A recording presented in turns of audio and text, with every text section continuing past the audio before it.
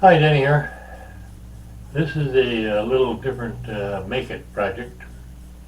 I said something in my opening for this YouTube channel about possibly making some Swedish potato sausage. So that's what I did. I did this here last weekend. My sister and I and one of my nieces, we got together at her house and we made some sausage.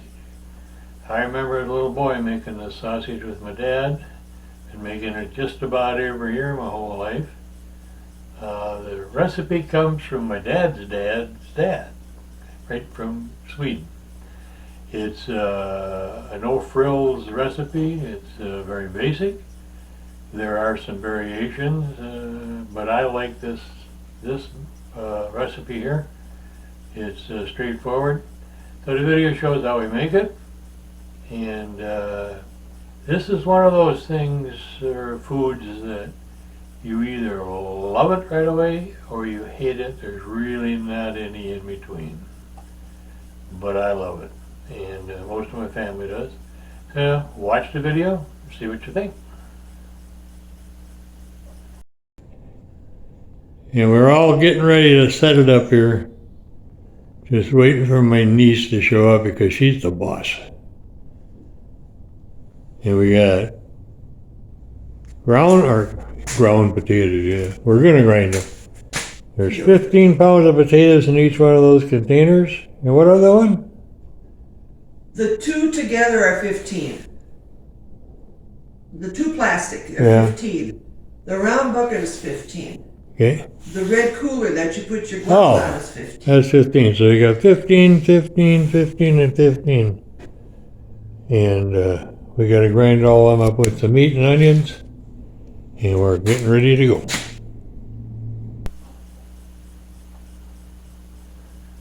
These are the ingredients that you need for potato sausage.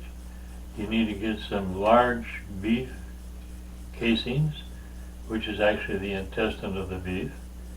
You want to get potatoes, of course, onions, pork, and beef. And you want to grind all these up. And you can see behind me, that's the quantities that I use to make 15 pounds of potato sausage. And you have to adjust it approximately to however many pounds you want to make. To make 15 pounds of potato sausage, you're going to need about 1.5 pounds of beef casings. You can get them at just about any butcher shop. And when you grind this stuff, you grind a little bit of potato, a little bit of onions, a little bit of meat. You keep rotating them through there, so you don't grind all the potatoes first and all. You want to grind, just mix it all up so that when you comes out of the grinder, it's pretty well mixed already. The grinder size you want to use for grinding the potatoes, all of it, matter of fact, is you want to grind it coarser than hamburger but less than chow mein meat. I like to have my potatoes ground somewhere between more than 1/8 of an inch and smaller than 1/4 of an inch. And that way they cook up better and you get a better sausage. So anyhow, watch the video here. You'll see how we grind it, and we'll see how we stuff the casings. And enjoy the rest of the video.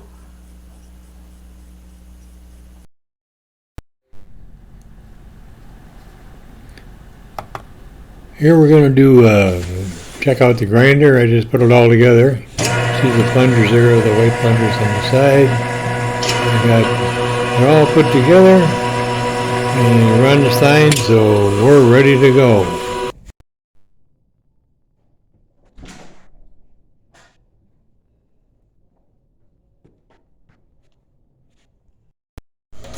Okay, here's where we go. We got the grinder set up with some onions in it.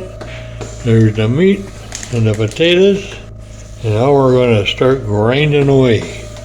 Get some meat, some onion, and this makes the best food in the world. And this is a secret ingredient. I'm not going to tell you what that is.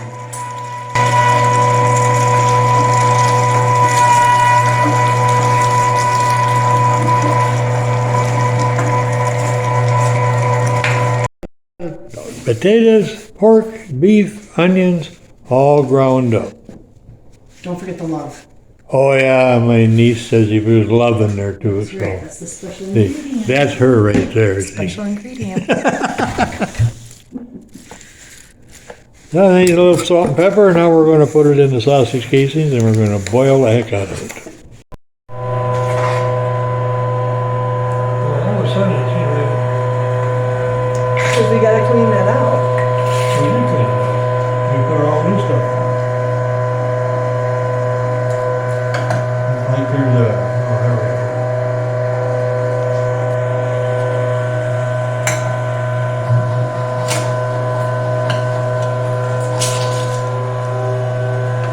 That's a big bit. As you can see in that previous clip, we were having a little trouble stuffing the casings. That was my fault. I put the wrong spout on there. I had the too small of a spout and it was working too hard to stuff it. So we had to replace that, clean out the grinder a little bit because it got bagged up. But we had to use the bigger spout with the larger casing, so after we changed that, everything went along real well. So continue watching. Okay, here we got the grinder set up with the right size spout on it, and you can see it's quite a bit bigger, and the stuffing went a lot easier doing it this way. And this is the second bunch we're going to do. That's the spout where we put the casings on. That's the stuff we're going to run down through the stuffer. And that's the stuff. And then we got to do this one more time. And now I got to get to work because here comes the boss. Let's go. There she is. That's the boss. Break time's over. That's my lovely niece, Lisa. And then the cooking starts. We stick them on there and we simmer them till they're cooked. And boy, are they good. Such a wonderful, progressive, open-minded mom. And if you don't get them cooked right away, they can turn black.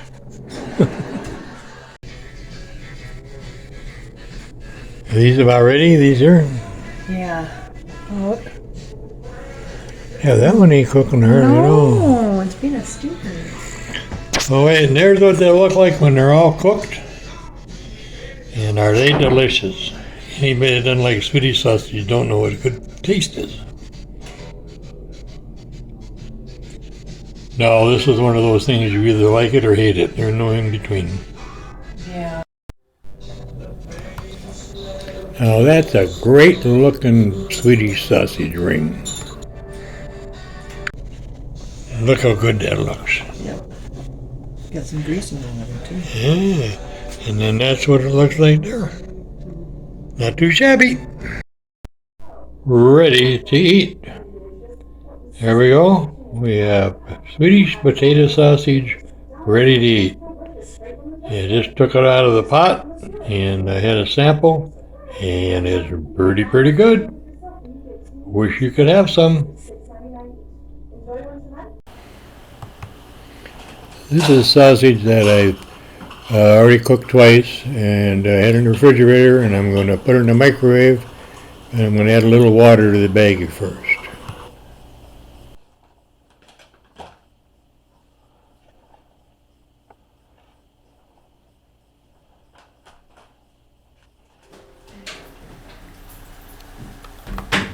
And we're going to cook for 1 minute on this first microwave.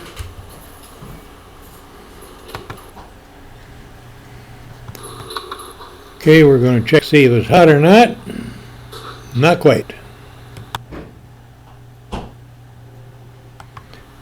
And now it's hot.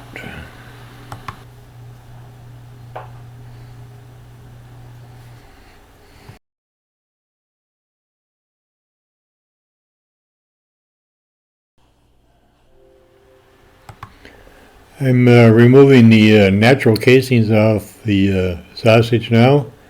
You can eat this. It's a natural casings. I have eaten it in the past. Not really any taste to it, so I always take it off now and I don't eat it. Now I'm going to mash this down a little bit. I want to see what the consistency of the sausage is. And this looks really good. You want to break it down. Normally, I just take the casing off and then just eat it as a roll. But I want to see the consistency here.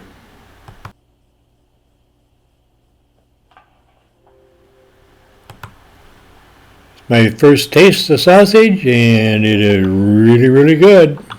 Too bad I can't share any with you. Swedish potato sausage is pronounced Varmlandskorv. That's Swedish for potato sausage. It's kind of hard to say, but Varmlandskorv. And it doesn't look like, it doesn't pronounce, you don't pronounce it like it's spelled, because it looks funny. So, Swedish potato sausage, Varmlandskorv.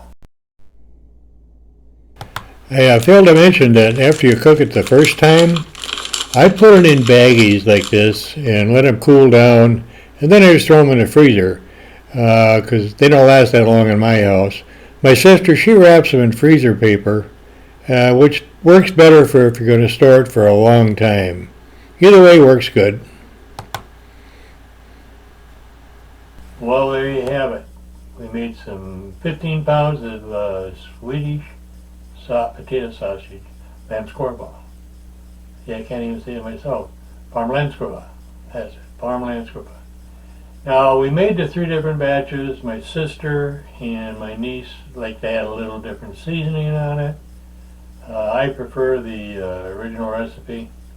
You can doctor this all up, and there's other recipes out there you can look into. But this is how I make it. I have been making it that way since I was a little boy. My dad made it that way. My grandfather made it that way. And my great-grandfather made it that way. So it's a tried and true recipe. So if you make it, enjoy. Hope you like it. Please subscribe to our channel. Give us a like if you do. And any comments you want to send me would be greatly appreciated. And thanks for watching. Please subscribe. And we'll see you down the road.